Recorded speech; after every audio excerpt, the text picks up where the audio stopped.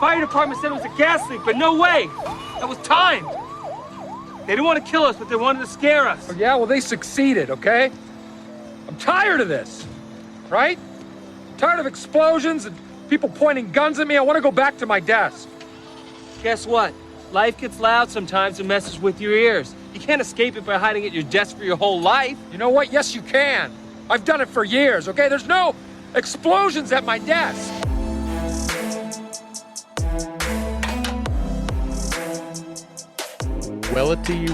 Willity, the bear goes down. I was wondering where the hell you were going with that. Yeah, I didn't even practice that. Didn't even tell you I was going to say that, but the bears go down. Thank God. I was just about to ask you, Brian, what were your true thoughts on that, but I think I got it from that. Yeah, I mean, it was a really crazy game. Obviously, I wanted him to lose. Caleb made, an insane play that was like Oh, that hard to was believe. nuts. I've never seen one of my teams make a fucking play like that. Like, that was unbelievable. It's like time's Oh, yeah. ticking, buzzer beater. What about Brian Raj had some insane plays. Hail Marys from But, Rodgers? it's like when you need it, it feels like that's never gonna happen. Like I wrote him Rodgers off had and two of those against the Cardinals in the playoffs. Toe Yeah. tap Cook? Cook, Dallas, Yeah. Hail But- Mary, Lions. Thankfully, in yeah. OT, they had a nice protected pocket for Caleb, and he did what he does best and threw a pick. I think they need to scrap their O-line and just let him run wild back there. Yeah, Caleb gets too much time in the pocket. If he does, he gets worse. True. So Gus, anything new happened this week in the Muskie world? What did I miss? Dude, I don't know. I mean, you open up Facebook, you might see it, you might not. You'd have to be pretty friggin' blind if you don't see it. But yeah, new regulation changes for 2026 season on Muskelungen, Wisconsin got put out to the internet, and the internet struck back. You got the verbiage teed up here. Like what are we actually dealing with? What's the Proper verbiage. what's the proper verbiage? Okay. What's the Hold DRC? on. Welcome back, everybody, to Muskies on Tap. This is episode Again, don't remember 138. 30 something. I hope. Today we're going to be breaking down the new Wisconsin regulations, guys. This is a big topic of discussion. Gus, give us the verbiage of what's going on this year. I'm panicking. I'm looking. Hold on. Well, for starters, it has God, this is ridiculous. It's crazy. Like for walleye, it just says walleye, May 2nd, 2026 to March 7th, 2027. Northern pike, May 2nd, 2026 to March 7th, 2027. Muskie harvest, May 2nd, 2026 to December 31st, 2026. Muskie fucking harvest? Are you kidding me? Wait. We're keeping them this year? Oh my God. Okay, so they want us to keep them. It's statewide inland only, so keep them, release them Green Bay fish for them to get bigger and break the records or whatever they're got going on down there. But are you fucking dude? The verbiage there is insane. Like, get away. I mean, even if the regulations were the same, and all of a sudden I looked up, like, oh, Memorial Day weekend to December 31st, 2026, muskie harvest, still would be kind of like, what? So there's been some talk on like that doesn't make any sense. Like, is there a non-harvest season? Yeah, a little catch. Dude, I think we might have a sleeper cell walleye guy, the Wisconsin DNR or something. Yeah. Yeah, We need to vet got the entire system. Yeah, we need to hacker AI audit or for something. walleye people. So Honestly, it sounds like you're going to pull up to your local bar, your local Friday night fish fry at some point this summer, and muskie's going to be in the menu. right. Maybe as early as May. A delicacy. Now serving broiled muskie starting May What's 4th. the muskie caviar? Early May. Yeah. Yeah, that is crazy. That's a crazy thing Absolutely outrageous. to change it to. I mean, we're gonna get into here I guess all of our opinions on the actual change of the dates, but yeah, I felt like they kind of brushed that one in the cloak of the night. And Yeah. Well, I I just want to Yeah, add go ahead. something here, just as like a disclaimer. Like I don't, some of the things I hope we're not just talking under our ass. If of course if you hear something and you have a clear cut answer, please message us if we speak out of our turn here or whatever. But Yeah, um take the hot takes with a grain of salt. It's just an open Yeah, discussion. yeah, open big grain of discussion. salt. But the one thing I want to say that I think I thought I saw and why maybe it was passed. I don't really want to add anything on the why other than it looks like it's because of the spring survey hearings that everybody was able to take. I think even out of state people were able to take. So, of course, when those came about, I would say this topic wasn't even top three really concerned. I mean, there was like trolling up there, and then number one and two were forward facing sonar and wake boats. Like that, Right. those are the questions that people were getting mega heated about. Zero reg changes on that. All of a sudden, people are like, "Hey, let's have more of a muskie season." And a couple years Well, later, passes, I Okay, guess.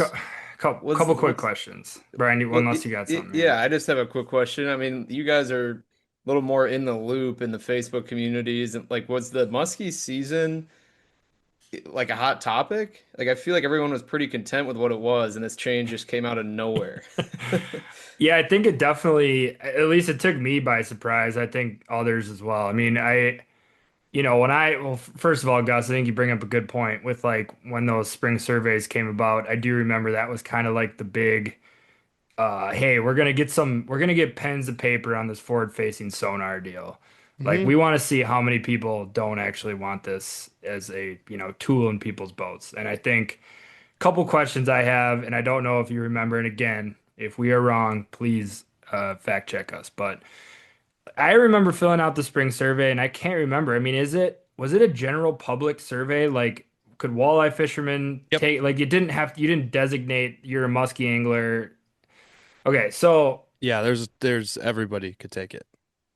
Out of first of all, state too. why, for if it's like such a specific musky related question, like, you'd think you'd have some sort of precursor on the survey that says, like, Mm. do you musky fish more than 5 times a year? And then if the answer is yes, there's the drop down list of questions of like, would you want the season change to opening in May, first weekend of May? And I feel like if you just polled strictly musky people, you'd probably have a different pool of data Yeah. to pull from. Because like when you're, you know, asking all these people that are maybe fish for muskies once a year, maybe no times a year, it's like, what do they care? They'll just say, oh, sure, why not? Yeah, longer season, great, or whatever. They might not even give it any thought and just keep it moving. Secondly, I mean, when I hear of a survey, like I don't think of a vote. You know what I mean? Like I think of it just Yeah. as like more of an information gathering Yeah. practice and not like I am That's voting on this single-handed and issue. it's Like gonna I need to, change. and it's gonna change if I vote yes. Like I want to take Yeah. my time here and understand the ramifications of like what I'm putting on a piece of paper. But for me, like to have, from what I can tell, a vast majority of musky people be against it, it just kind of goes to show like what's going on here. Because, if you pulled strictly musky fishermen, like people that fish for muskies, call it a dozen or more times a year, it seems like 98% of those people on the forums and Facebook and social media and what have said kind of like this is not going to be a good thing for northern Wisconsin, which is already a pretty fragile resource. So I I got mean, my thoughts, but yeah, I'm gonna let Gus and you, Brian, kind of talk more about it. It was just kind of something I had to like Hmm. talk through. well, back to your first point with like having a drop down to, just find a way to say like I am an avid muskie angler. They shouldn't have even like that question shouldn't have even been on the forum. I mean, there's probably tenfold walleye and panfish anglers as there are muskie guys, and they all hate muskie for the most part. So don't even ask that question to an open, Yeah. forum or poll. They should have gone after people who are actually in the muskie industry. Go find your guides, get, 10 guides from each county, find your bait shop guys, people that are in the muskie industry, and ask them what they think because this could have easily been sabotaged by walleye and panfish Yeah. anglers who are like, Yeah, But they let them don't. you get them. asked me like Yeah. what reg should be on panfish and walleye, and I would tell you it's like 95% less than what state regulations are. Like, do you think, and I fish for panfish maybe, 2 times a year. Do you think Yeah. people that fish for crappies, bluegills, and perch all year long would want me opining on No. how much panfish that they should Because keep? I'd tell No. them they shouldn't keep any because I want Yeah. the muskie to get bigger. Yeah. It's, And just have like, yeah, that, yeah, I see an whatever. I issue mean, here. I it's see a just, big issue here. it's just lack of information for us because it's not a species we target regularly. So it's like if I voted on a walleye issue or a panfish issue, like I would just be coming from a totally uneducated place voting on something That like makes that. a lot of sense because I was reading some comments of like almost musky anglers getting on other musky anglers' backs, like, "Hey, enough of you didn't step up and show your true colors here or whatever, and vote against this." And a couple, there's probably plenty of musky anglers that do fish for muskies that did vote for it. But like you said, yeah, you just put them all together, all the people, all the types of fishermen, um, together, and all of a sudden they're voting on that. I think there was, God, another two questions I have. If anybody out there can answer these, I remember doing this a couple years ago. Do they have the same one every year? I do not remember doing one like last year or 2 years ago, unless I just completely missed it or people forgot to advertise it. It seemed like it was a much bigger deal when the actual one happened. And two, if there is all that wake surfing stuff or wake boat stuff, there's possibly general public on there voting that doesn't fish. But if I do remember correctly, there was options to do like one or the other or not do both or skip questions. So there's that too, I believe. Mhm. If I'm not mistaken, that was the other thing that don't quote me on entirely, but that's interesting. But that could add up, like you said, on why this got passed so easily.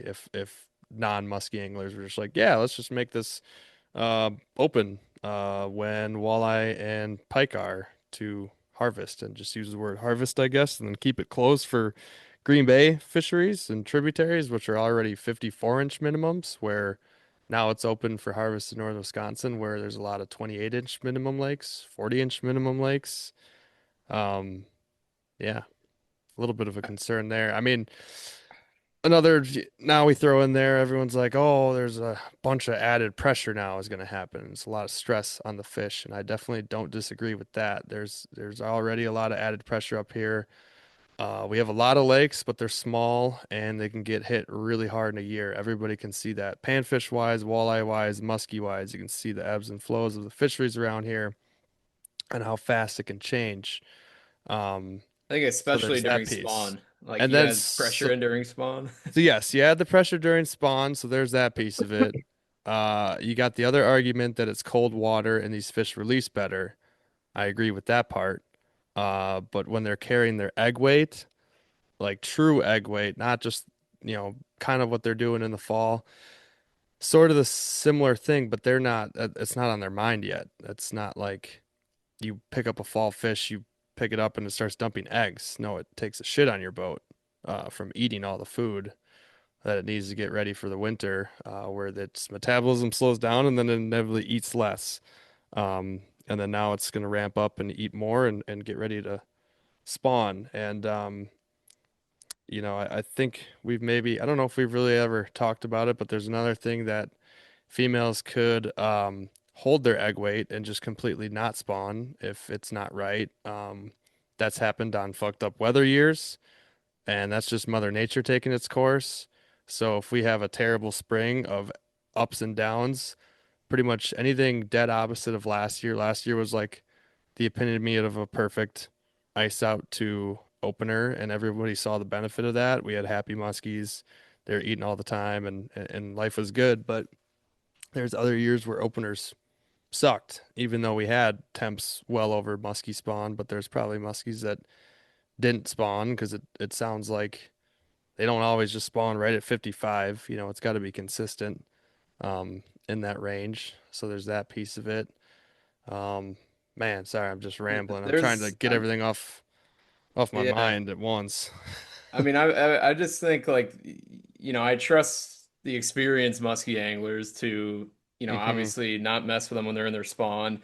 People, especially, out of state, have been catching pre-spawn muskies for a long time. Like you can do it safely. But what worries me is now that you open up the floodgates to fish them, likely pre-spawn and then throughout spawn and after, is you bring in the live scope thing and it's like, okay, these fish stage off the break in deeper water with their eggs before they get up on these flats, and Oh now we're yeah. just gonna have scopers out there grooming them, so then you have the pressure, hooking a fish. It's cold water, you can release it, but like, is that fish gonna go up there and spawn the same way it would? Like, that's the data I don't know if It's we'd know, and done. that we'll find out. No, I no, just, we don't know that yet. And Like, you jack the jaw of one that's getting ready to slide up and spawn, and then now all of a sudden it's all shaken up and it goes sinking. there's it's going to be almost impossible to quantify something like that. yes, And you that's cannot. that is you could say that all day, like, and I don't disagree. Like, it to me that tracks, like that train of thought tracks. But the the issue now is, you're I don't know. I don't want to get too off the rails here because I think, Gus, you have some more points that you'd like to make, but like a lot of this is akin to the live scope debate, in my opinion, because you kind of have a sliding scale of people that are like how they're going to react to this law. You're going to have people, from what it sounds like, Gus, you're kind of in this bucket at this point where they're just going to refuse to fish for the most part, or if at all, in these 4 weeks of May up until what was Wisconsin opener. So you're going to have those people, even though the law says you're able to, you're going to have people trying to kind of set that, moral example, I suppose you could call it, that, what, we don't need to be here asking these fish during the spawn. You're probably going to have people in the middle that are like, well, shit, I got 4 more weeks to chase these things. I'm an experienced musky angler. I know how to handle them. I'm not going to, berate fish that are spawning. I'm not going to, Hmm. try to drive a hook through the back of one, whatever. Like, I'm maybe going to get up 1 to 3 times in May. This isn't really big of a deal, yada, yada. And then you're probably going to get people that are on the opposite side of the spectrum that are going to find really good ways to exploit this bite and probably get really good at it and, you know, catch fish during this thing. And maybe the Start far guiding it side of and that taking and start, and then you have the extreme side of, this opens up the fish, like Brian said, to a super vulnerable time when they're up really shallow in the water. You can see them with your eyes. yeah. That's obviously could be an issue for what it presents. I don't even need to say it, but driving hooks in the back of fish and Yeah, catching but fish that way. And I think that that's a that very, could very be small minority. that could be a problem no matter the regulations. Like if somebody's gonna do that, they're not True. be like, "Oh, hey, it's open now. I'm Yeah, gonna I snag agree. them." I agree. I know. I'm So, talking. I'm talking. I'm just saying, like, I think there's kind of some different It's buckets gonna that this can happen. fall into, and it yeah, kind of reminds me a little bit of the live scope debate, where there's all this gray area and this moral gray area, dude, and there's no yeah. perfect science. There's no hard data that's saying, X, Y, and Z. So it's going to be really interesting to see how it plays out this year. I can't wait till someone's posting a pic of like a giant fish like May 10th on Facebook and the comments are just ripping him. I know you snagged that thing over the Yeah. back. Yeah, yeah. Yeah. It's just another thing for the muskie community to Yeah. bitch about, which I sucks. know. It's just, That's another reason why I don't like it at Hey, all. It's all just PR is good another PR. shoot, I it's don't, not Gives though. him something to rant about. yeah. Yeah, Uh, I think so you had a point in there, Max, like what we were talking about, like kind of the black and white and the gray of how this situation could go, the people that are, the extremes of for it, extremes of against it, and everything in between. I'm sitting on the side of like, not wanting to fish for these fish during this new regulation period and wait until Memorial Day weekend. Our muskie leagues are going to be waiting. It's looking like I'm looking on Facebook, all the muskie leagues in all the area are waiting. No matter what, there's a bunch of guides already saying that they're waiting. Um, I'm not gonna lie here. Like, would it be sick to catch pre-spawn fish? Absolutely. Um, but at the same time, like then you just become your moral compass it's you're just showing that I don't know how to put this. I don't know if I can find the exact words or how I can word this. It's almost like you're telling everybody that like you should go do this and then it is more added pressure. I don't know. I still don't know where I'm going with that or if I'm making any sense. Well, Um, I'll kind of save you here because I feel like you're trying to collect your thoughts. I mean, again, yeah. truthfully, when these regs came out, like the first thing I was thinking, I'm like, well, shit, I mean, hey, like Yeah, I I'm know, up there a right? weekend in May, like, god dang, that would be kind of nice to go chase some muskies. But then it's like you start, learning and trying to educate yourself and listening to people that are, pretty well versed in this stuff, and you realize that okay, this is probably a bad thing, and you're just kind of Yeah. and it doesn't take like hardcore science from the DNR to just kind of follow the logic here of like, okay, if the fish in a natural reproductive, a fishery that's relies heavily on natural reproduction is getting those fish are getting harassed during the spawn Yeah. more than they would during like a typical season where it opens on Memorial Day weekend. It's It's probably not a good thing, and it's like that's it's like smallmouth. mhm, Max, if you know my frustrations on not that these lakes by any means are secrets or anything for some of these really good smallmouth fisheries in the Northwoods up here, but like and it's not like I stumbled on gold. I'm not saying any of this, but like we had some damn good days smallmouth fishing and they were bitey. We would catch them, throw them back. We were always jerkbait fishing. We were working fast. We were working, spots pretty much on like cast and blast. And it was great. And now it's just become incredibly hard to catch these freaking smallmouth no matter what the water temps are and everything. But like I saw an ungodly amount of people picking smallmouth off of beds. I don't even want to get into that, but like that's a whole thing that could be. I mean, I don't know how the smallmouth populations are doing, but it's just trying to throw that in there with like muskies. If you just start getting I, this many I more people actually targeting them during that, could it make a difference? We don't know the full answer, and we don't really want to know because muskies suck at spawning. They're not super efficient at it. Not that many of them survive.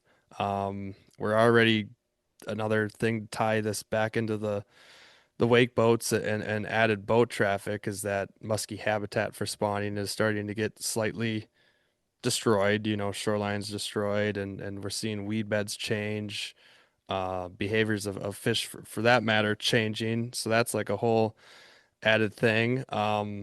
Another thing that I was trying to collect my thoughts on is not is another. It's almost like it's so you have the incidental catches no matter what when you're pan fishing and walleye mhm. fishing for muskie. It's happened for forever since walleye opener up until muskie season. But there was that walleye angler or pan fisherman say they don't like muskie and they are, at least a conservationist in a sense where, oh, I'm going to follow the regs. I'm going to throw it back.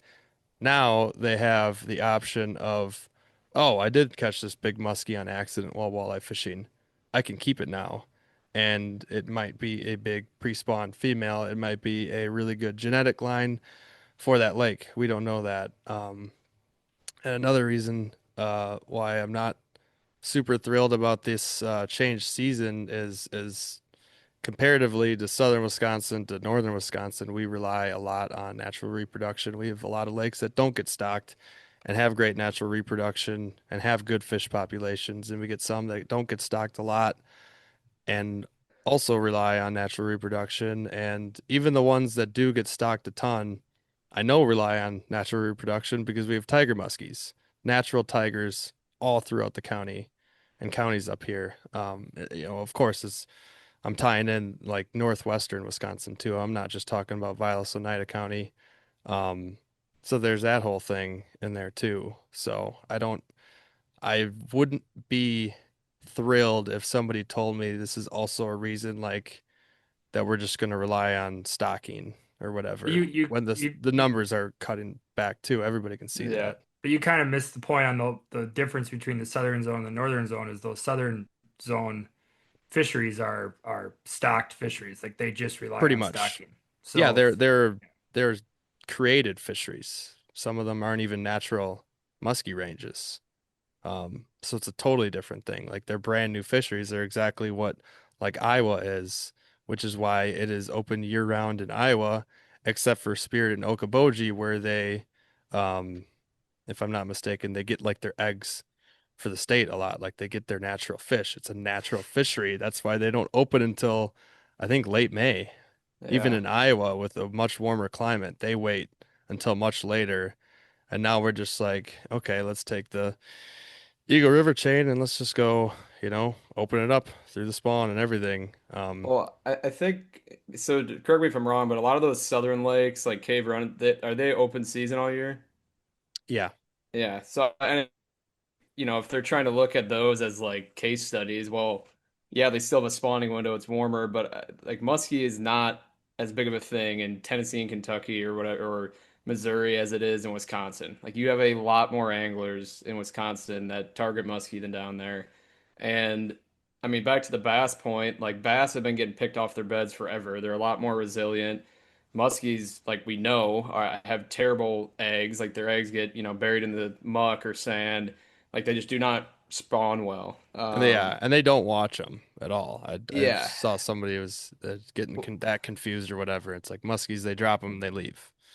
So there's Yeah. that. Yeah, Anyways, like the bass thing's just never been a problem just because I mean you could throw a bass and just watch it go flying back to its bed and it'll just sit there. Like See, that was the muskies aren't fine. doing that. That was the fine part. That's why I think bass are doing fine, is because Yeah. people, at least with a half a brain, who would pick them off of beds, would release them right there. It was the problem when people started transferring them like across lakes, Yeah. and then they're away from their eggs. And even there's things where like if a bass is away from his bed for even not that long, like crayfish or a rock bass or some sort of panfish can just fly in and start chowing right away, like Yeah. within 30 seconds too. Makes sense. Yeah, it's gonna be weird because I think it is gonna create this very awkward uh situation where like again, I Another don't want to keep divide. going back to this live scope thing, but it has a very similar vibe to me where you could see somebody out sharpshooting in super deep water and like again, I don't want to get into that and it's like okay, No, we that's don't totally need cool to. if that's your thing.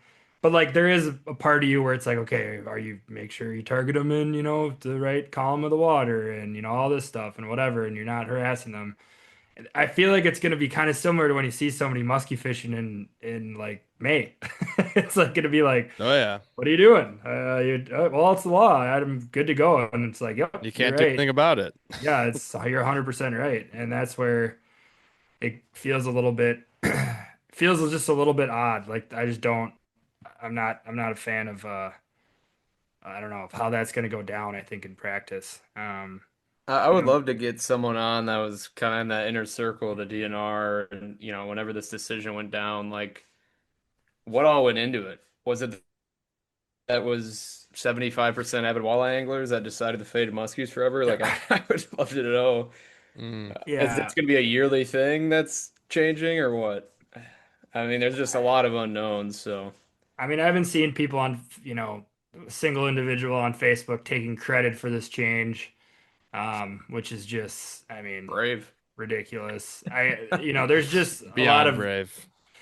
weird Those things that going know. on.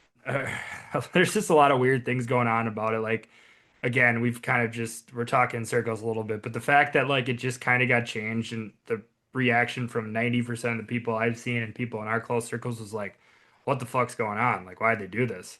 Yeah. Is such a bizarre thing to me. Like I don't Hmm. know why you would feel the need. And like there's this, argument of well, it'll, inject business into these, small communities that are musky fishing communities. Like I feel like it's pretty nominal in that sense. Like, Yeah, I most mean, people are walleye fishing and pan fishing like all the time. sure, you might get the, Mhm.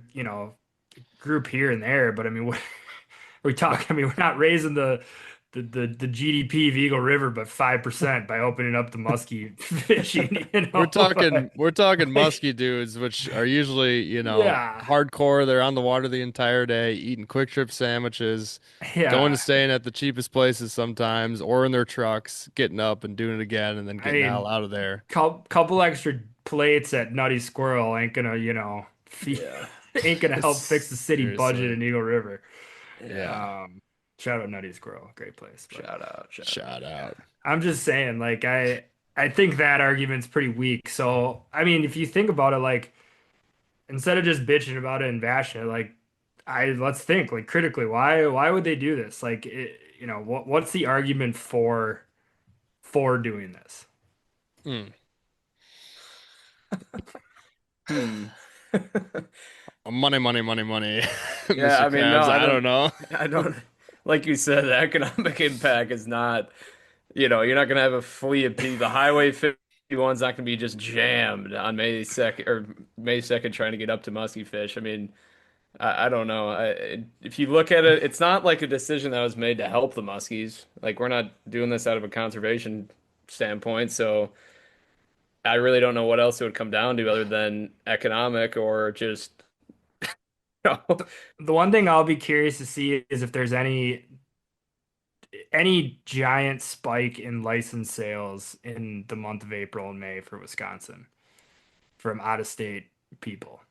Yeah. That would be the one thing I would be. Like Weekend passes Minnesota, for Minnesotans or Minnesota going over to Wisconsin. I mean, the fact yeah. that now they have a muskie season, not Iowa or the Dakotas or whatever, and it opens 5 weeks earlier than Minnesota, 6 or something. Hayward's gonna be filled with 23-foot Rangers Dude, I for the month of April. feel bad. There's gonna be so many blue Wild license plates sonar. out there and a lot of scopers out at night. Yeah. It gonna happen. Well, we shall see. As much as we talk about it gonna happen this year, because I don't foresee this regulation changing by May 2nd of Yeah. 2026 at least. Yeah. I think if there's enough of an uproar, which is like, like you were kind of saying, like, God, just another thing for people to go crazy about. But if there's enough of an uproar, Too. you get the right people in DNR to raise their hand, I think it could change for next year. But I'd be shocked, within This 3 months industry here. is on the cusp of just internally exploding. It's like All right, all we right, need all we right. need to keep all right on to something else or so. I don't know, man. It's over. It's all over. It's January. This is not good. We're probably It's falling January. into a little bit of an overreacting pattern, but we it is. I should, mean, we it should, is a we big should. deal. It's a It's huge a big deal. Huge deal. change, man. We need to title episode 133 This is- Industry on the Cusp of Exploding. Yeah. I'm sure our guest later on would love to be a part of that episode title. Yeah. Yeah. Oh, that's too That's funny. funny. No, no, I don't mean to. I'm only saying that because it's freaking it's late April and it's being sent out to a bunch of delusional musky Wisconsin anglers that haven't musky fished in 2 months and Late won't be able January. to. Or Yeah, sorry, late like, January, Yeah. sorry. And it's just Facebook and it's winter. There's Yeah. nothing better to do. That's probably why they did it. Like, all right, you want the real reaction? Let's see what they think. let's stir the pot. Perfect Honestly, time. like it Get would the have been people a going. perfect April Fool's joke, but problem is it's Provocative. January. So Yeah, not April Fools. all right, well, we'll for sure revisit this occasionally until it's locked in and Yeah. we are gearing up to go use it to our advantage, I guess. I mean, shit, try to get some muskie in beginning of May. No, but yeah, I mean, it'll be cool to get guests on though throughout the winter and get their thoughts on it. You know Yeah. what I was kind of thinking of real quick, Gus, is Yeah. and this is a total selfish reason, but like the amount of anticipation I have every year for that Memorial Day trip that we do with us three and Jack, and like the fact that it's opener, fact that we like can't fish Friday night, Yeah, and we get up there, we're like prepping the boat and yeah. getting the baits ready, like okay, so that's Saturday morning, like just All units go. all units go, like everyone in the area is going out to musky fish, and it just feels Yeah. like this really cool, cohesive day.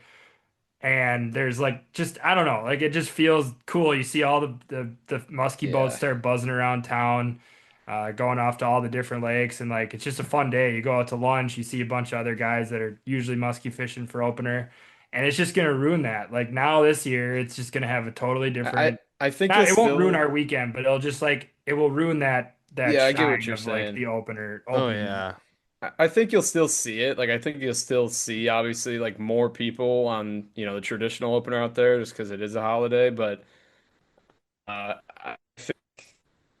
All right, we just had a little bit of technical issues. We are back now, but to Max's point that he was making earlier, the excitement of opener, I totally agree. Like, you wait all year for this surefire date of opener. It's like a tradition. Um, I think you're still gonna have a busy turnout on the, traditional opener day. I think you're still going to see a lot of boats turn out in May and beginning of May, but it's not going to have that same excitement because it does, to me right now, it does feel like, like God, I'm going to feel a little bit dirty pulling up, just something's not right. It's this unknown. It's like, God, I shouldn't be doing this, but it's how to now.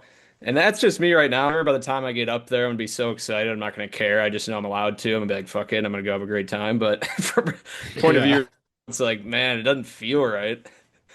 Yeah. So, Yeah, no, I was gonna just kind of make a joke there, like, um, the build up to opener two, right? Like you have all these people hopping on the socials, saying, all right, here's kind of the game plan for opener, and like the podcast ring, where people Oh are yeah. coming on. What's your game plan for opener? It's like hitting the yeah. post spawn males, jumping to small stained lakes.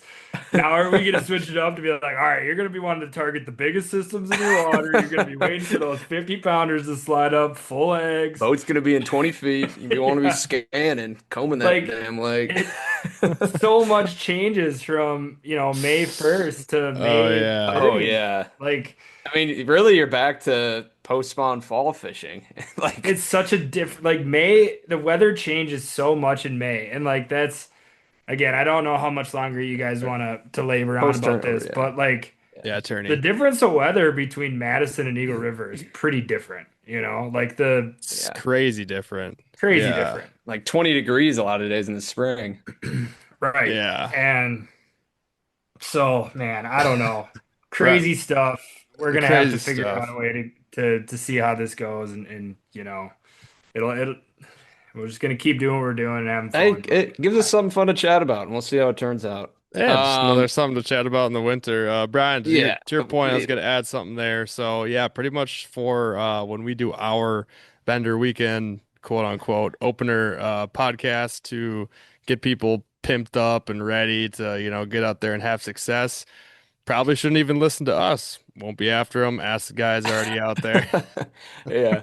They'll get you Well, on hey, them. it's gonna change the way I shop at the Muskie Expo this year. I'm gonna be looking probably for some fall-like deeper baits than I would be for my typical 6-inch joiners. That's just how Jesus. it's gonna be. Something with a big lead head to get down This there. is No, I'm just off kidding. the rails now, Yeah. All right, we're officially. done. We're done talking about it for now. I'm sure it'll get old by the time it finally gets here. But Gus, to change gears, you did a little sneaking around, Sneaky, a little sneaky. driving, Whoa, all sneaky whoa. like. There we go. What'd you do this past weekend?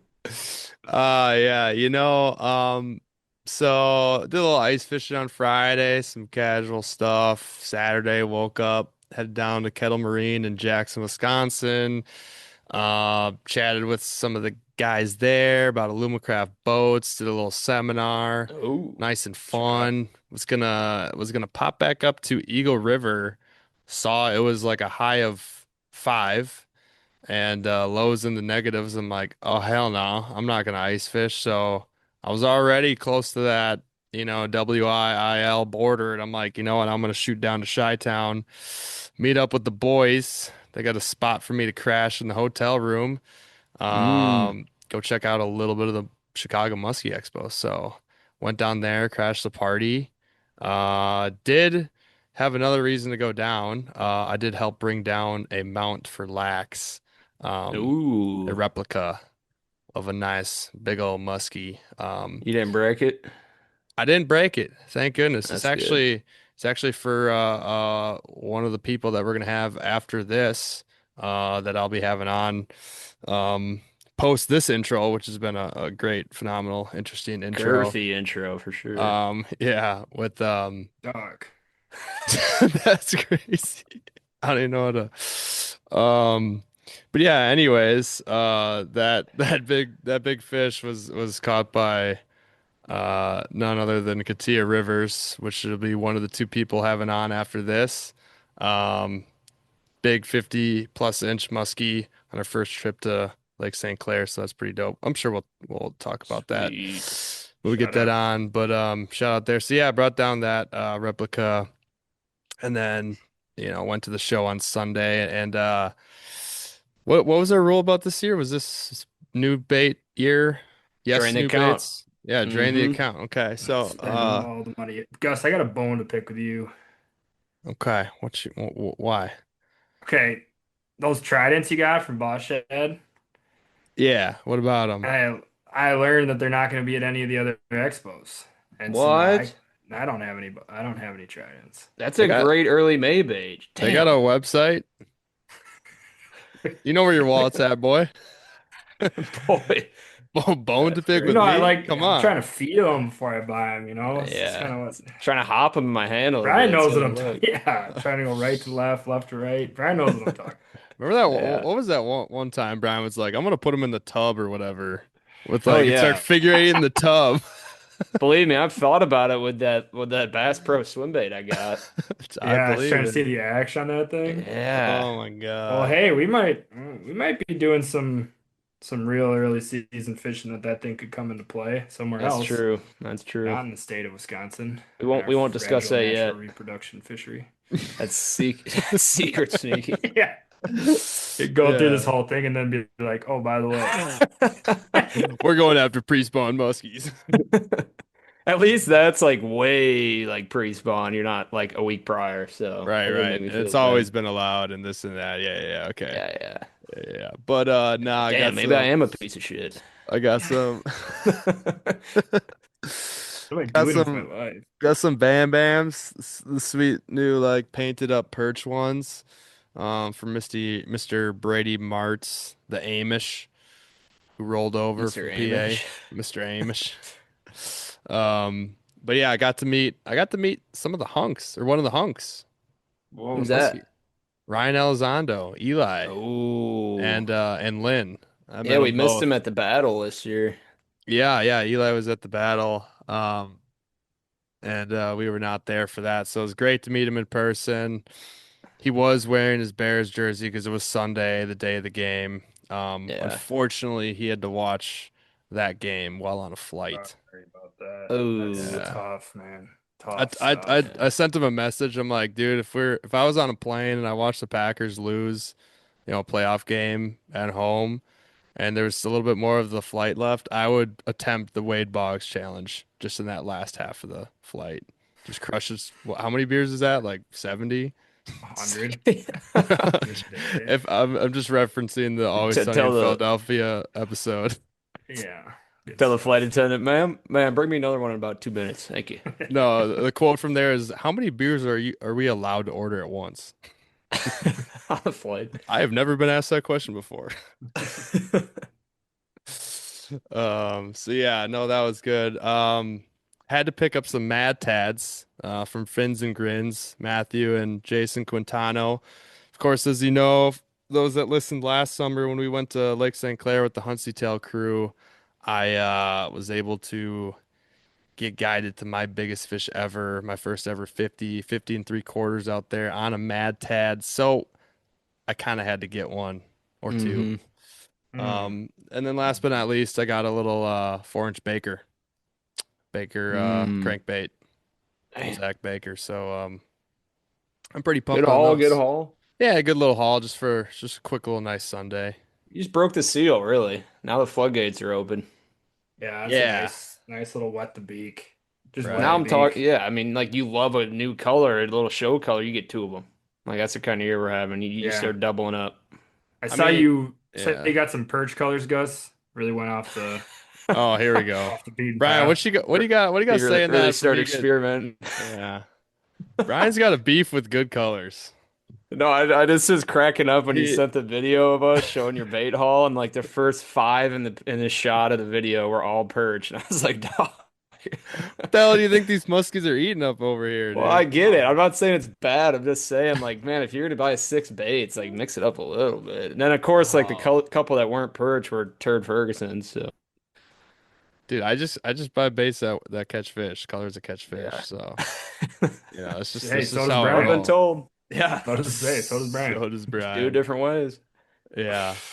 But and on the back on the Hunsy tail thing, those did really well in Chicago. People and it sounds like a lot of people did not know who Hunsy Tails was until they got to the show. So um, Kyle branched out there for sure with those baits. And that was the other thing about Chicago that surprised me. Felt like I was the only one buying perch out there.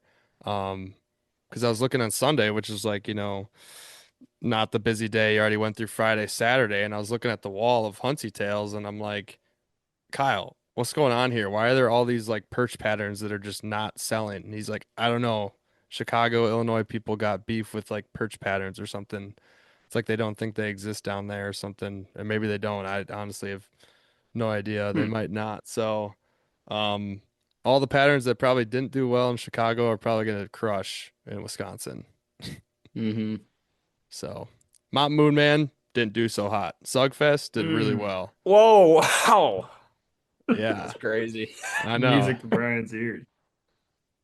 Yeah, I but mean, just to so be you wait fair, until it's kind of, Wausau. if perch colorways didn't do well, It is a maybe I mean that kind perch. of falls in line, yeah. The And I'm other, sure they yeah, probably haven't seen a perch colored bucktail, so they're probably like, man, I don't know if that'll work. So I get it. for sure, dog, for sure. Yeah, it was weird patterns that were going off the shelf, to be honest. I don't really My kind of understand it. crowd. Yeah, it was unpredictable, I should say. That's all categorize it as. But either way, good to get down. Wish I would have talked to more, I mean, or had more time. I didn't get to talk to everybody. I was incognito. I went to grab I think my name on my slip was Corbin for the day. Shout out Austin Wiggerman. But that's more random. More to add here before the interview, guys. Got some exciting news here. Big old Dougie Fresh, Doug Wagner, dropping next gen muskies. He's doing some cool stuff with kind of what he did on YouTube and dropping it onto a website, like an actual website, rather than YouTube interface, which kind of sounded like a nightmare. Uh, Still like a decent platform for getting videos out, but this just seems like a lot more solid platform. Um, and I'm gonna be, for uh myself helping out in the near future with videos, kind of like if you guys were on Doug's program, following along. I did a lot of updates throughout the summer. Um, but anyways, what I'm trying to get at here is that if you are a Mott listener of us and also want to sign up for Next Gen Muskies, you can use a promo code for 10% off. And Promo code. that would be awesome because then you would help support all of us. So that code is MOT10, MOT10, MOT10, Mod 10. MOT10. So that's giving it Mod to 10. you, Where could the somebody listeners. find next gen muskies? Nextgenmuskies.com. Whoa. Boom. As simple Whoa. as that.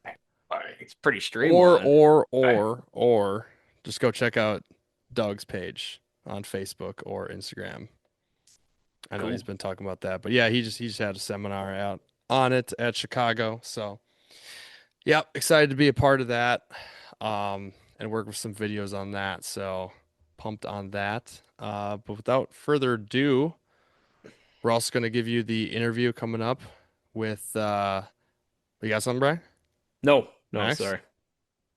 Oh, The interview brought to you by Gus. that's what I was getting at. I was Damn getting it. there. Yeah. Damn it, Interview. Shut the fuck up. You guys, yeah, Jack my star. This interview is brought to you by Thorn Bros, which they were also at Chicago Muskie Expo. So Shut up. let's let her rip.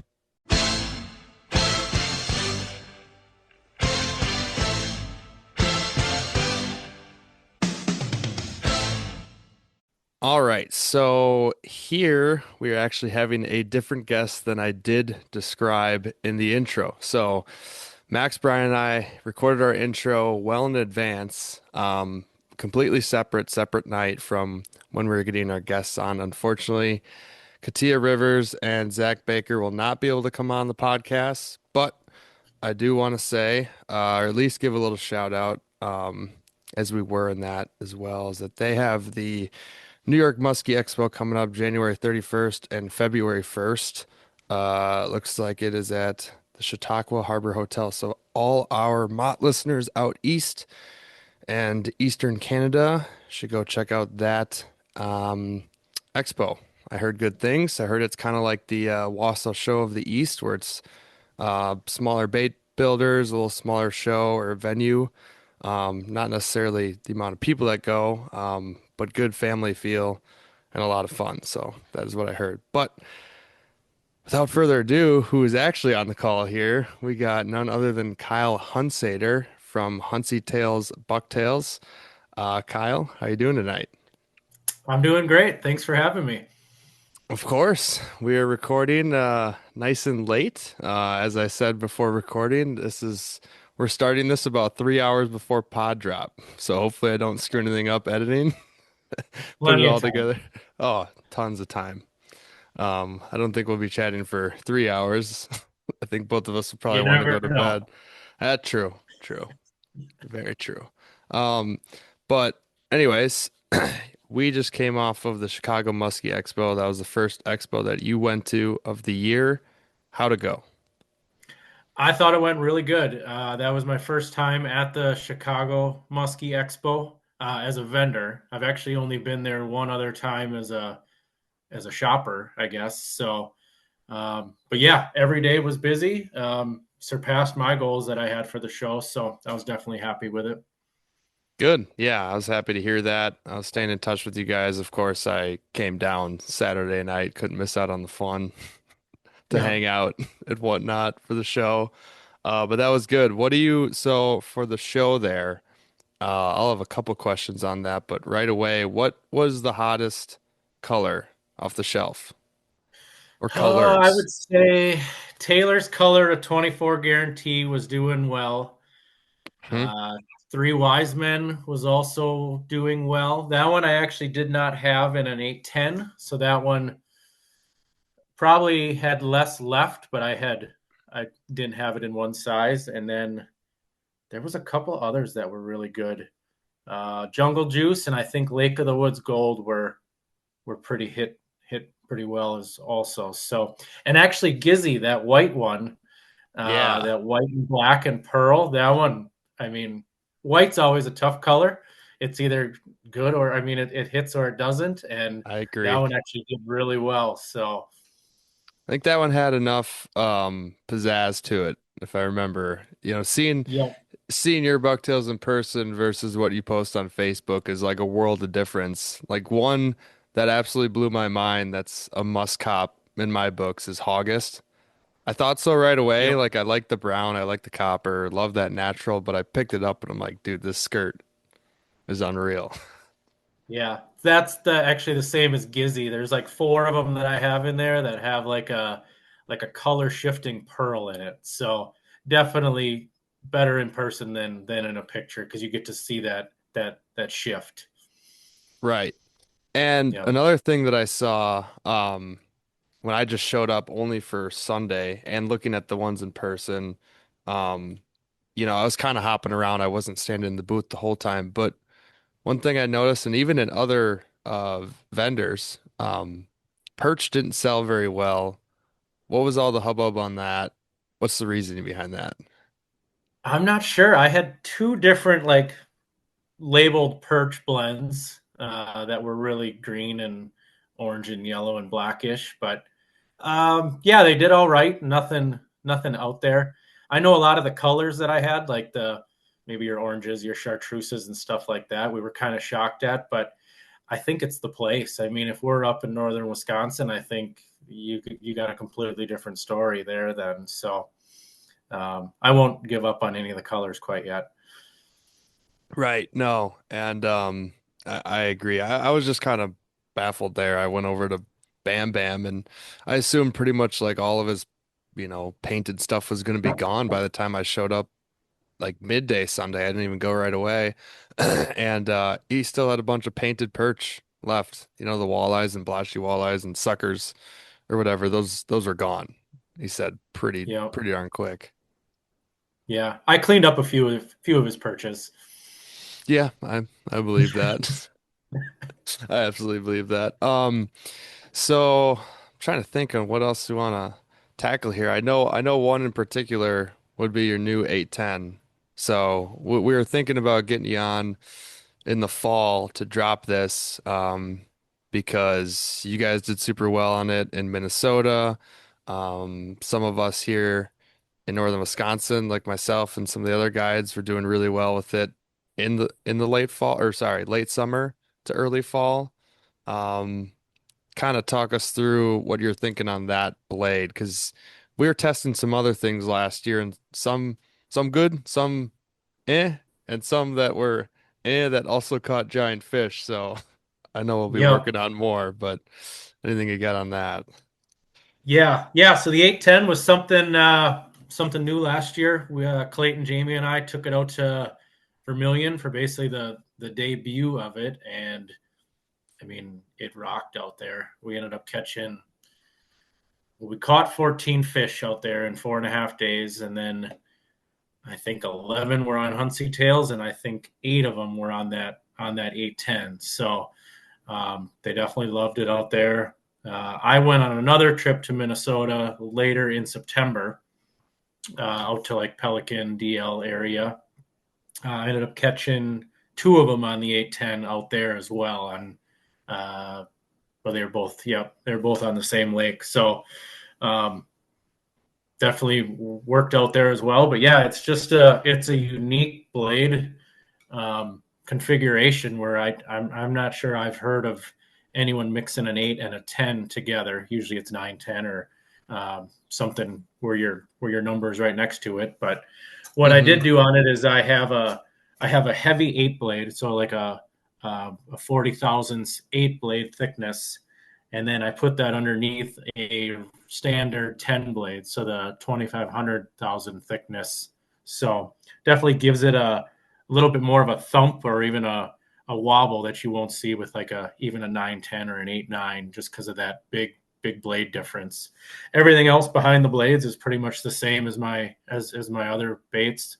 Double skirt. I mean, same banger in the back. It's just those blades up top are something unique.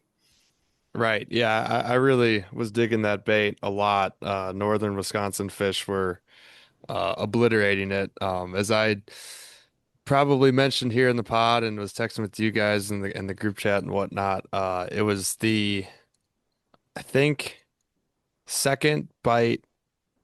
Well, no, the first bite on it ever was a tiger. I got a tiger muskie up here, and then I think that day I handed off that bucktail. I can't remember if I gave that exact one to a client or if it was another Huntsy tail. But either way, I know it got bit 2 more times that day, and then the next time I took it out, um, Max and Brian witnessed it on Bender weekend, lost what was possibly an inland 50 on it, so that kind of freaked me out and got me to throw it a lot more, and then it just kept going and going Yeah. and doing really well and moving crazy fish and pretty much doing what the banger does, where like a lot of 7/8 and whatnot. Seems like the later in the year you got, maybe the fish started to get more pressured. A lot of boat side eats, a lot of figure 8 eats, and that was happening with the 810 too. But again, they were getting eaten out in the cast, which is a good thing for a bucktail. Oh yeah. Yeah. That's what you want to see. Yeah. Yeah, we had you kind of alluded to it a little bit, but yeah, we had a couple baits last year that I had you guys testing, and um, we'll kind of keep the other ones a little bit on the DL, but For um, sure. couple of the other ones worked well. They just weren't perfect. I guess as a bait builder, you kind of got to be a perfectionist where everything's got to be perfect before you let it go. So we got a good place to start this year. We just got to tweak it a little bit, and we'll run another year of testing on it. But Absolutely. Yeah, we're making headway with that last one, and then I like that you would rather put out a product, even if it does catch fish, but you want to make sure it's like perfect. And for a bucktail being perfect, it's not only catches fish and makes a unique grind and is new, But it also, spins right away, easy to tune, this and that, or is already tuned. So, I Yeah. think that's definitely important, and we'll for sure get to the bottom of that on the new Yeah. one. I like the Oh crazy yeah. ideas you're already thinking of. Yep. That's what you got to do to be Yep. ahead of the Yep. curve. Gotta think outside the box. Yeah. And so for brand new news, because you already talked about the A10 coming out a while ago, uh, but you're going to another show. Where's that? Yes. Yep. So basically, I've been on all my posts that I've been making on Facebook. I've been saying the Chicago show and the Wisconsin Muskie Expo in Wausau. Um, I just inquired about some extra space at another show, and they do have it. So I will also be going to the Minnesota Muskie Expo at Woo the end of woo. February. So I had quite a Say, few people asking if I was going to that one. So I reached out and they got some space for me. So I'm in. sweet. I mean, the way you set up with the amount of baits that you have in that 10 by 10 area is pretty impressive. So I would figure no matter what, they'd have space for you in Minnesota. Yeah. Yeah. It's a So big place. Or actually, I don't know. It's a it's a new brand new spot this venue. year. Yes. Yeah. It's going to be at the Canterbury Park in Shakopee. So just outside of the Twin Cities. Okay. And do you know the exact dates on it? That is February. February 28th, 29th, and March 1st. Okay. Perfect. So it's like 3 weeks before Wausau. Okay. That sounds good. Yeah, unfortunately, I will not be able to make it. I really wish I could because that's a pretty darn good show. I've just been there as a shopper or buyer the Sure. last few years and just stay with Max and have a good time and of course there's a lot of listeners here from Minnesota, so it's good to catch up with them and talk muskies. So Yep. You heard it here first. HunsyTails going to Minnesota. yeah, fresh news on the Mod Pod. We gave you this. We gave you the new fishing regulations on muskie. This is a hot one, folks. Yeah. Do I dare ask you your opinion on there, or do you want to go to the next question? Because On the new regs? well, they Uh, stayed the same for Green Bay. So, what are your thoughts on that? Correct. And I'm happy with that Green Bay was excluded on that.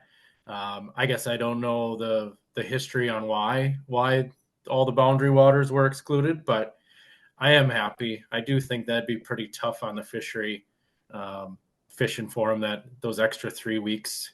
Obviously, we do fish for them at the end of the spawn, depending on how the spring rolls in. But at least you give the first 3/4 of the fish a chance to go in there, do their thing, and get out. So Right. Well, so one thing that I failed to mention right away, but Kyle is a recurring guest on the Mod Pod. I think this is the first time though we've had you on, or just yourself, I think. yeah, because Where, me and Nick were on one time that's together. right. Yeah, because you were in the car on one, and then the Yep, other one going was Silver Nick. Million. Yeah, I just couldn't remember if we had you on for like a mini segment when we were putting on like multiple builders, or maybe not. Um, but yeah, so Kyle is the president of Titletown Muskies Inc. chapter down there in Green Bay.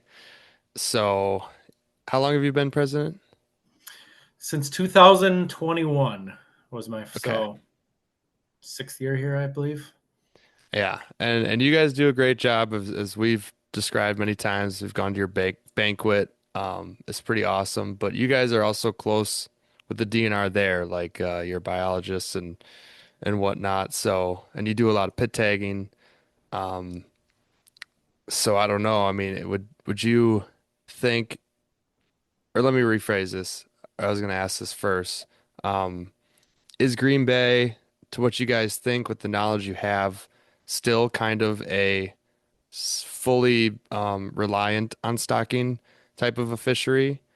Obviously, numbers ebb and flow, and you've seen it before, but like, is there some natural reproduction you think, apart I from think the one I tiger you think catch a year?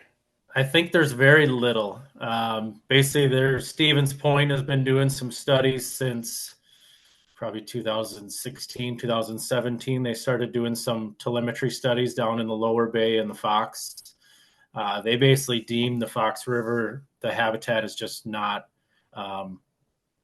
it just, natural reproduction won't happen down there just because of the habitat.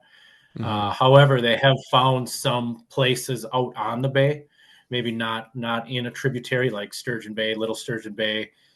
There's some bays on the east shore as well as on the west shore by Marinette as well that they think there could be some natural going on. There's some good wetland area in a lot of those spots, which is what they say is good muskie spawning habitat.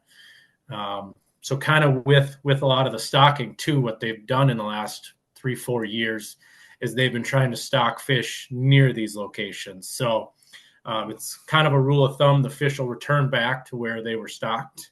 So they're actually putting them in these good locations right away in hopes that they come back and spawn there and hopefully have some natural reproduction. So Interesting. Well, that's good. yeah, That's good to hear. yeah.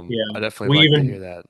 We even did some scatter planting last year where Tim and I actually met the truck at the boat launch.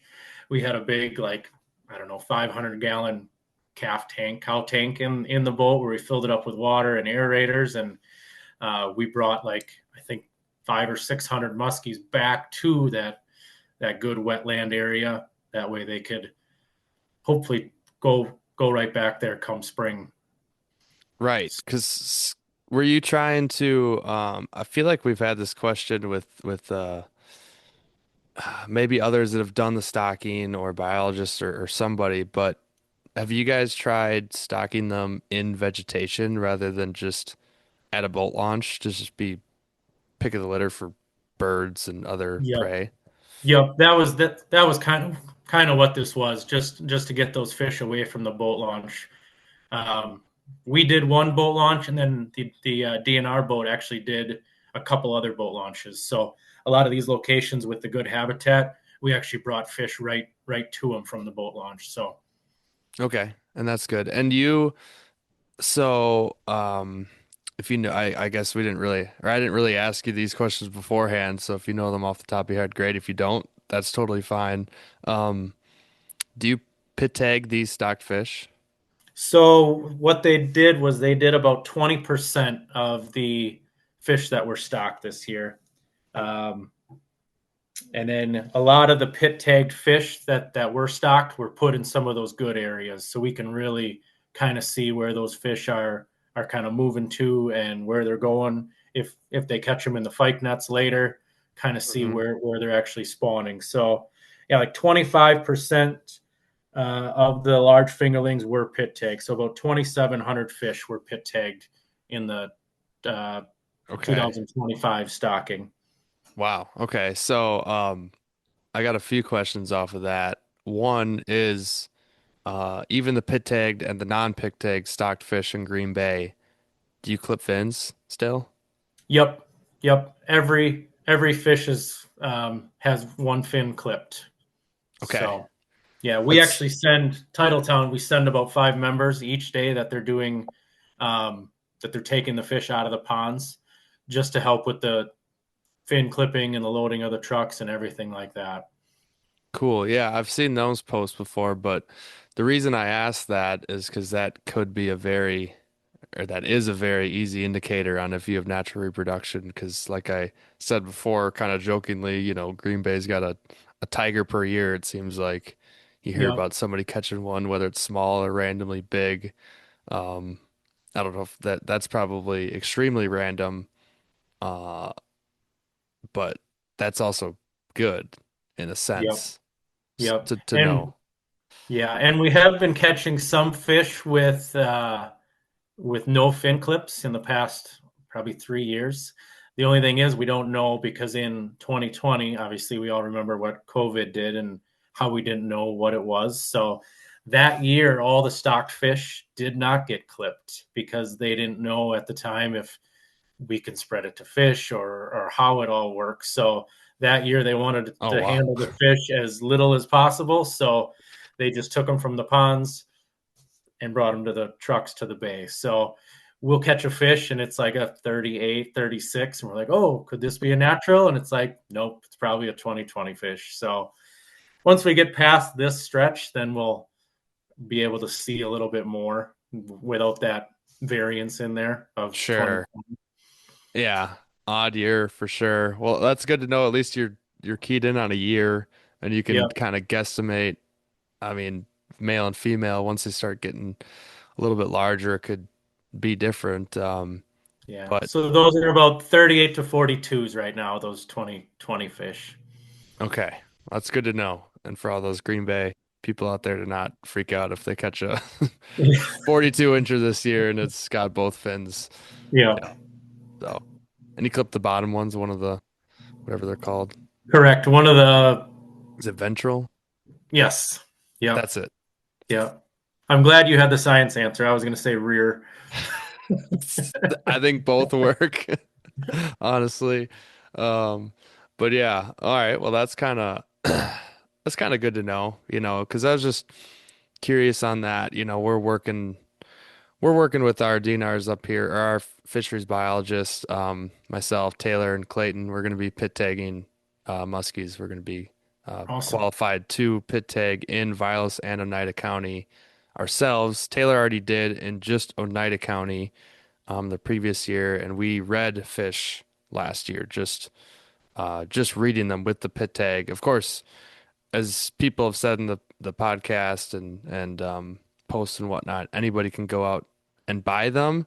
I know the DNR says they don't particularly want, all of the data. They just don't know if it can get, mangled up and whatnot. They do want trustworthy individuals, it seems like. But then again, if you do give them a number from a lake, it is good data for them to have overall. Oh, yeah. Absolutely, because it works everywhere. Like I know um, you guys found some, I'm assuming in Lake Vermilion, and sent them over to Camden.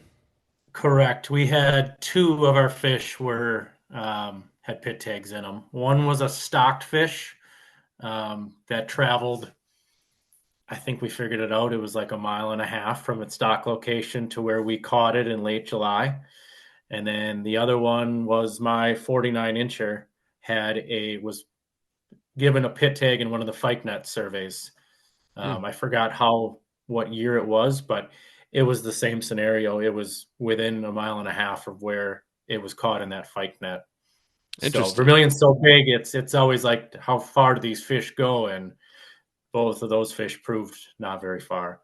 Yeah, that is interesting. I mean, you see up there on that lake the difference in kind of water clarity. We haven't really fished the west. I don't know if you ever have. I know a lot of fishing is done on the east, which is the larger part, darker water. It seems like the fish are lighter over there. They're a little bit more blonde, and then darker over in the west. But I don't know. I've heard people catching a darker one on the east and a super blonde one on the west. So you don't know if maybe it travels or if it's a deep fish that just dwells in the deep longer or whatnot.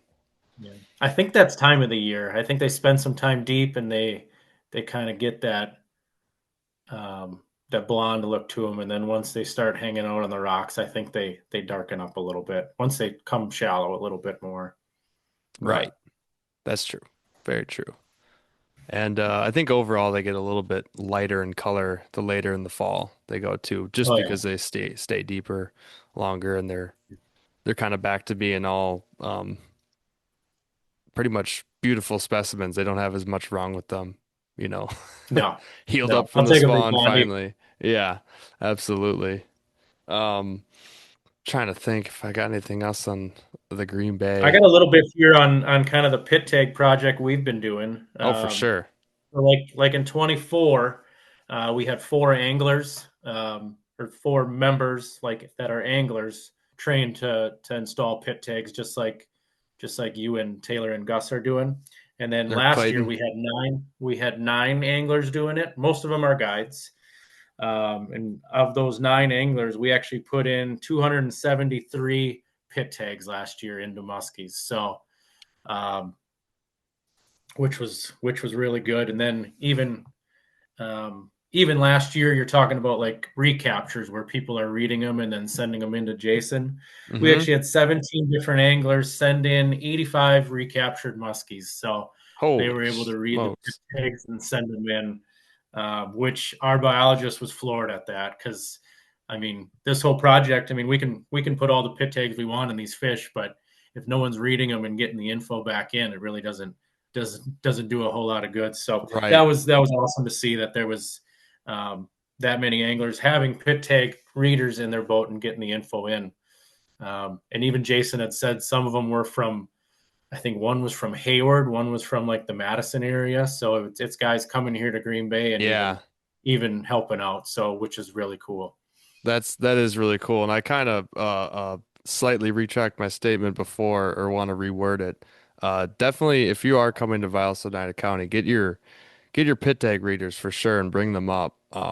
Like overall, they want as much information as possible, and with that, the DNR can compile as much information as possible. As much as you know, you out there, if you love them or you hate them, this can at least be actual solid data that can prove and disprove basically working theories that we all have, whether it's in our minds or it's true ones that the biologists are actually trying to work on, whether it's Yeah. mortality, handling of fish, time of year, this and that, fish population estimates on lake, um, whether they move a lot in the lake, all that type of stuff. So uh, they want it. And if you don't or can't find their emails to send them in, just send me a message. I got the emails for both Viles and NIDA biologists. Yeah.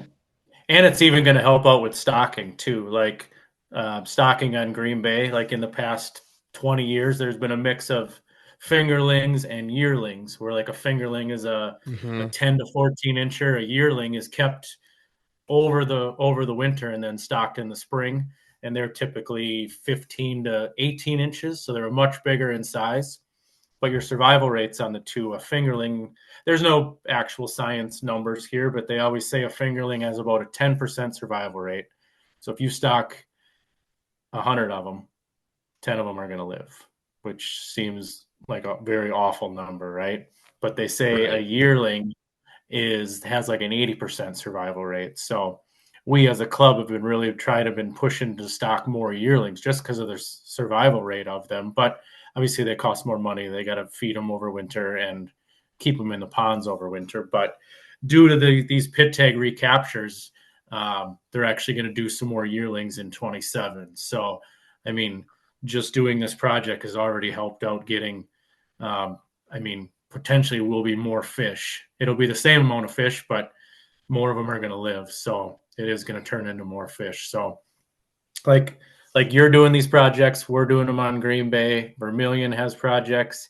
I know First Wisconsin chapter out west. So I Mhm. mean, wherever you fish, have a pit tag reader in your boat. I mean, you might read a fish. I mean, you might get one that has a pit tag in it. And um, one thing our biologist does, I'm not sure what yours does up there, but he'll actually send you back the whole history of that fish. So you catch a fish, you read the tag, you email him, he'll send you back where that fish was pit tagged, whether it was in the spring survey or by an angler or stocking, and all the times Mhm. it's been recaptured. So you get a kind of cool story to your fish as well, which is something us anglers don't normally get. I did, yeah, absolutely. And I did enjoy that last year, getting that.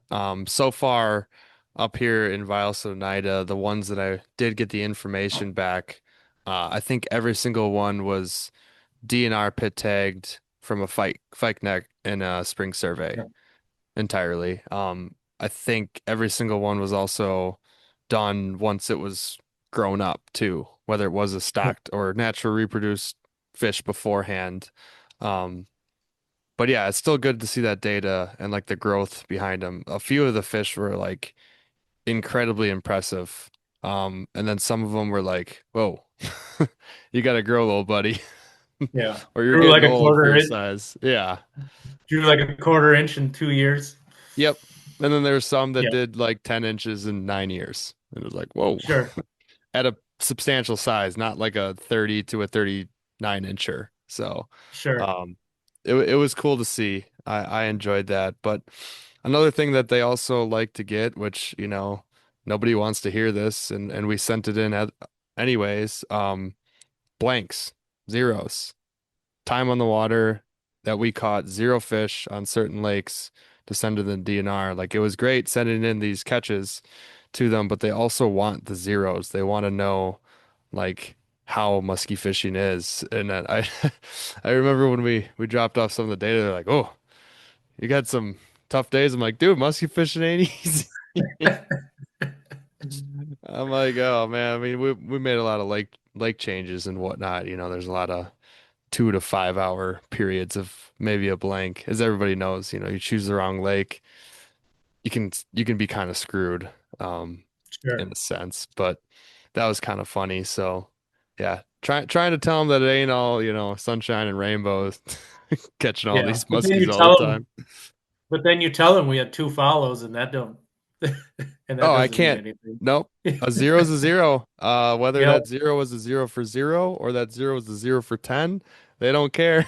If they see a Yep. zero, yeah, that's kind of funny. But it's still good data that we gave them last year, and we'll continue this year. Going to run that same program of sending in blanks on certain lakes and whatnot too. Um, Sure. but all good things to have. Yeah. I don't know if there's any other new news on Titletown or Um, stocking or pit tags. I know you got I a guess banquet coming up. I got stocking numbers from last year, so it looks like they put in just under 14,000 large fingerlings into Green Bay in 25. So pretty much average of what they've been putting in the last few years. And like I said, in a couple years, that fingerling number will be mixed with some yearlings. So definitely be a good help. But yeah, Green Bay's in great shape. I think stocking's been good. All the research projects have been good. So um, From what I see, that as much as some people complain about maybe the numbers they catch, it sounds like people mark plenty and they're catching really freaking big ones too. Like the top end seems like it's better than it just about ever has maybe there. That's exciting. yeah. Well, what the state catch and release record was broke 3 times last year. Good Lord. I only I know of two, but I seen an article where they had said it was broke 3 times. So I don't know who the middle person was between um, JVR and Ben. I believe the angler's name is was that got the 57. is 57. And was I Yeah, not mistaken? Lax had it at Oh, the booth this weekend. So oh, nice. Okay. So yeah, so that got broken again. I bet you it probably gets broken again this next year within 2 to 3 years, I bet. I mean, I saw it's getting to be a tough number to beat, but it's definitely possible. that's true. They just transfer over Vermilion fish. Paint some spots on it. Those guys over there get to 59. Yeah. No, but I thought I saw Klein posted a 57 and a quarter. I mean, it might have not have been Green Bay, but Sure. Yeah, I'm not sure about that one. Maybe it got beat 4 times now. who knows? Who knows? Oh, I remembered a question that I spaced on when you talked about recaptures. So you said you got 9 guys uh actually pit tagging muskies that they catch, and then you said that it was something like 85 recaptures. Was that just from 2025 or was that a couple years? Yeah, so just from 25, there was 17 anglers out there with pit tag readers um, that caught 85 muskies that had pit tags in them and reported it back to Jason, our biologist. So, like I said, he was absolutely floored with that number. But I mean, I'd love to see that number double. I mean, Hmm. we catch enough fish out there. I mean, if everyone buys a pit tag reader and has it in their boat, we can get way more information on that. I would be curious on there. with the sheer number of anglers, especially fishing for some of those muskies on like the most prominent spots, like the reefs on the west side. Just like if, say, everybody who musky fished on the Eagle River chain hit a pit tag reader, I'd be curious if there's a couple like 35 inchers out there that get caught like 17 times a year. We always joke Oh, about. sure. Yep. It's like the most resilient muskie ever. Yeah. And you even learn a lot about them. I know Phil and I think it was opening day one year. Phil had caught one in the river, and it had a pit tag. We sent it back. That fish's pit tag was actually installed from a fyke net, like 100 yards from the spot where we caught it. So just goes to show Nice. you they return back to the same area every year. Absolutely, yeah. And another impressive one, I feel like I know Clayton, I won't give away too much details. Well, actually, never mind. I think we had Clayton on last year after uh when I went down to Green Bay in the Fox River. Clayton got a big one. It ended up being like an over 50-inch male Yep. that had a pit tag, and I think I want to find this quick. It was something like it was pit tagged or netted like right where Clayton caught it, like Sure. within a ridiculously close. I don't know when he sent it, but oh, here we go. Let's see here. Like the same day in the same location. Yeah, like you said, the 50-inch male. While you're looking for that, I just pulled up what our spring 2025 netting survey. Our average female was 50 inches, and our average male was 43 and a quarter, which is pretty insane for a average for your males. Like you said, there was a 50-inch male there. 43 and a quarter inch average male. Male. Wow. Okay, so yeah, I'm trying to read this. Yeah, it grew an inch in 2 years, so it was netted in 23. Um, and it was caught 100 yards from where they got it in the net in 2023. So it's the same deal. Fox River, it went right back and was chilling in just about the same spot. Yep. Man, that's cool.